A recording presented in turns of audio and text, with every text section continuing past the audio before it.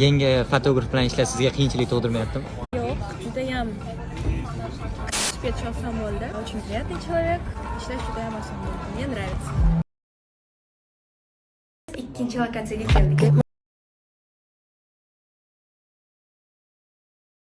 Ishlar juda qulay bo'ldi. Hamma narsa menga juda qiziq chiqyapti. Shirinni obunachilari qaysi g'oyadan keyingi g'oya qanaqa bo'lishini ming marta o'ylab ko'rishdi ham yetib borishmaydi. Qanaqa yangicha ideya bo'lishini keyingisini juda qiziq bo'ladi. Kutib qolinglar.